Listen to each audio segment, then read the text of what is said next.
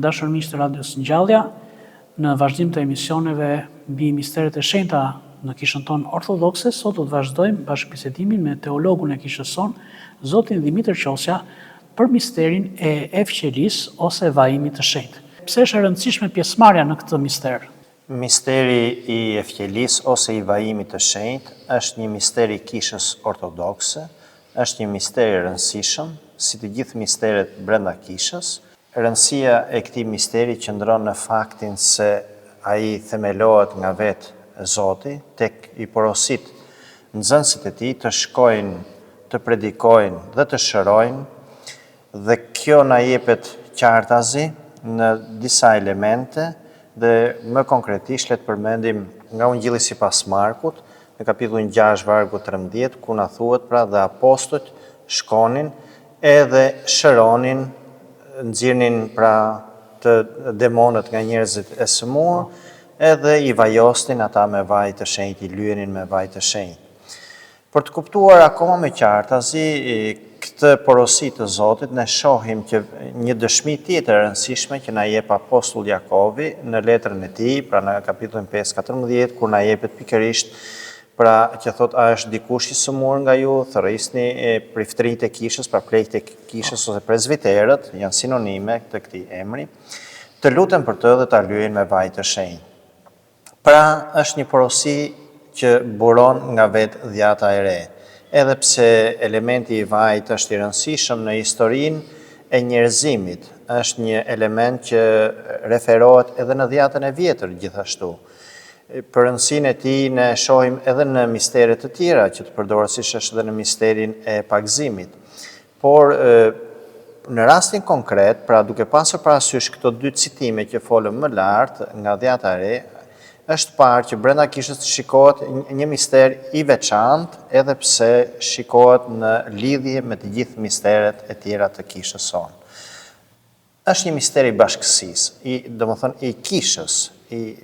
si trupi i Krishtit, në të cilën ftohen të gjithë, jo thjesht vetëm për në momentin kur ata janë të sëmurë, por në çdo moment është i rëndësishëm që të kryhet ky mister,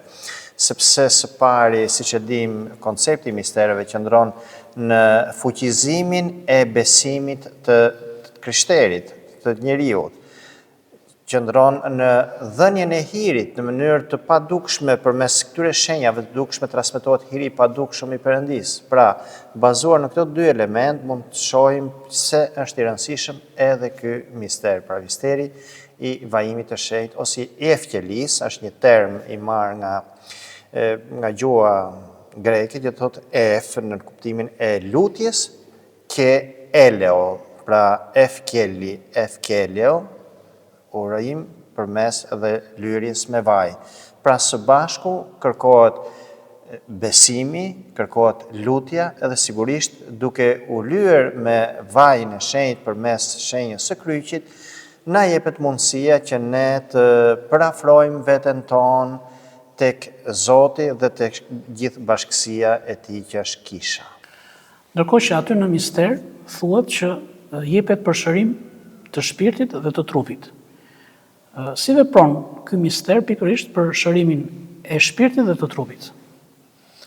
Për të përgjigjur pyetjes tuaj, si është e mundur, si mund të shërohet, meqense ofrohet ky mister për shërimin e njeriut, duhet kemi parasysh që në traditën tonë ortodokse, shpirti dhe trupi përbëjnë njeriun, është njeriu në shpirt dhe trup. Duke pasur parasysh këto dy element në vetë njeriun,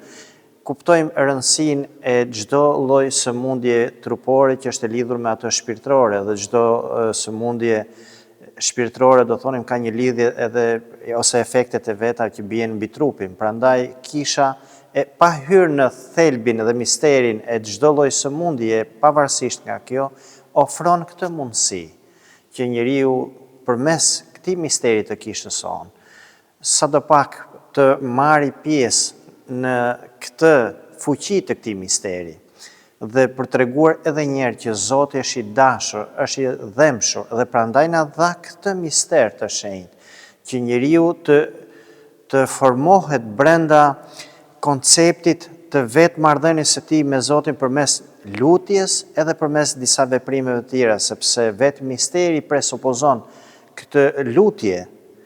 misteri presupozon një pendim dhe një rrëfim, prandaj dhe shpeshherë këtë mister të vajimit apo të evqelis e shohim që t'jeti i lidhur ngushtësisht edhe me misterin e pendimit edhe të rrëfimit. Të gjitha këto ndikojnë në vetë shëndetin e njeriut për të qenë sa më i shëndetshëm shpirtërisht edhe trupërisht. Duke pasur parasysh pra të gjithë këto element,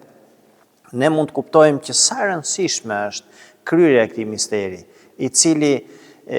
e fton njeriun në një raport me Zotin përmes kësaj lutje që dëgjohet, dhe lutjet janë shumë të bukura dhe themelet e këtyre lutjeve na vijnë që në traditën e hershme të kishës. Nga shumë metër të kishës në mënyrë të veçantë mund të referonim pjesë nga kjo lutje për këtë mister nga Origjeni, një shkrimtar i madh në historinë e kishës, nga Serapioni, që është edhe një autor i jashtëzakonshëm që referon lutjet e mistereve të ndryshme, pra vjen që nga shekulli i 4, për të ardhur më vonë nga Shën Simoni i Selanikut, pra që i jep shumë të strukturuar të gjithë formën e lutjes dhe të kryerjes të këtij misteri të shenjtë. Shpeshherë na flitet për lidhjen e ngushtë të shpirtit dhe trupit në raportet tona me Zotin dhe me të tjerët. Prandaj dhe ky mister ndikon jashtëzakonisht në fuqizimin e shpirtit të njeriut, dhe duke u fuqizuar njeriu shpirtërisht, patjetër do të ketë dhe një trup shumë më të shëndetshëm, dhe në raste të tjera të vuajtjeve të mëdha trupore përmes lutjes shpirtërore, ai do të gjejë një prehje dhe një fuqi tjetër që Zoti do t'i japi mundësinë atij që njeriu të shikojë lutjen dhe dhimbjen ashtu siç dhe vetë Zoti ynë u përball me situata të tilla të dhimbshme.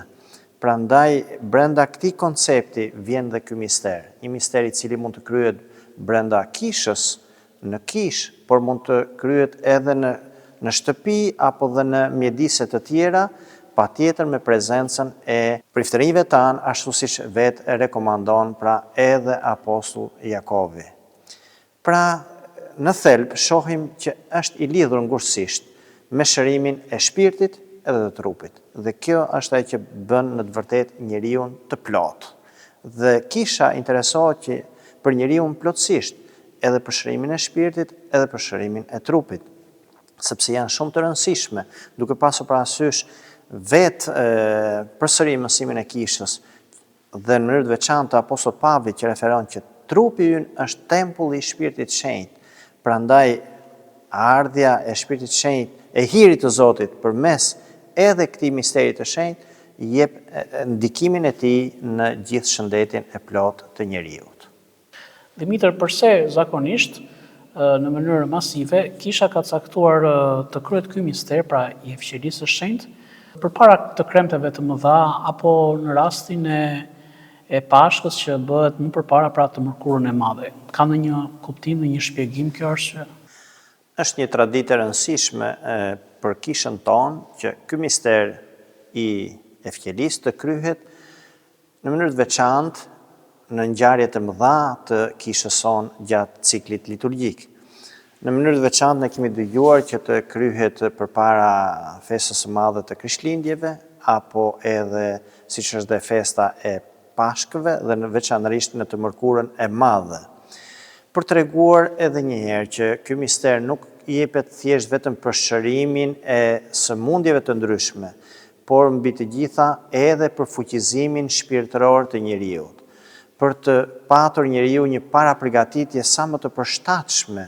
për ngjarjet e mëdha që do të kremtojmë, siç është festa e Krishtlindjeve apo dhe festa e Pashkëve. Bazuar në vetë rëndësinë e këtyre festave të mëdha, kisha ka caktuar që në mënyrë masive të vinë gjithë njerëzit dhe të marrin pjesë në këtë mister të shenjtë. Përmes këtij misteri ju jepet edhe një herë mundësia e tyre që të fuqizojnë besimin e tyre, të kërkojnë ndriçimin e Zotit, të kërkojnë lutjet e Zotit në mënyrë që të jenë sa më të përshtatshëm për të kremtuar në mënyrë sa më shpirtërore këto festa të mëdha të krishtërimit, këto festa të mëdha të kishës sonë. Përmes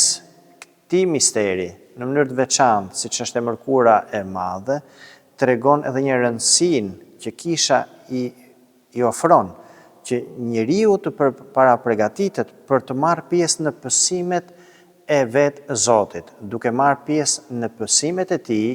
kujtojmë dhe kuptojmë më mirë gjithë rëndësinë e shëndetit tonë, të gjitha ato pasojat tona në jetën tonë të përditshme, për të kërkuar edhe ne shërimin tonë tek Zoti, të kërkojmë dritën e tij, që të depërtoj thellësisht dhe për të na pastruar nga çdo mëkat, sepse dim që në thelb çdo mister jepet për hirin e Zotit, që të banojë ndër ne për pastrimin ton të trupit dhe të shpirtit, dhe sigurisht për bashkimin ton me Zotin. Përmes mistereve ne kemi mundësinë që të bashkohemi me Zotin, me hirin e tij, dhe kështu të shejtërohemi, sepse qëllimi i çdo misteri nuk është thjesht vetëm rritja jonë shpirtërore, por është shejtërimi ynë. Përmes mistereve shejtërohemi me Zotin, fuqizohemi me Zotin dhe lejojmë që Zoti të depërtojë në vetë misterin e njeriut, duke ashtu siç ai erdhi dhe vetë emri i Krishtit do thotë i lyer. Pra dhe përmes lyerjes me vaj, ne kërkojmë mbi të gjitha lyerjen e vetes tonë me Krishtin, që Krishti të jetë ai të dalë në pa, të jetojë ai brenda nesh. Të konstatojmë pikërisht atë që Apostol Pavli thotë, nuk jetoj më unë, po jeton Krishti brenda meje. Ky është dhe qëllimi i misterit dhe i mistereve në përgjithësi, që Krishti të dalin në pa në jetën tonë, në marrëdhënie me të dhe në marrëdhënie me të tjerët. Është një mister i bashkësisë, është një mister i plotësisë, është një mister i komunikimit me Zotin, i zbritjes së hirit të Zotit, një hir shejtërues, një hir shërues.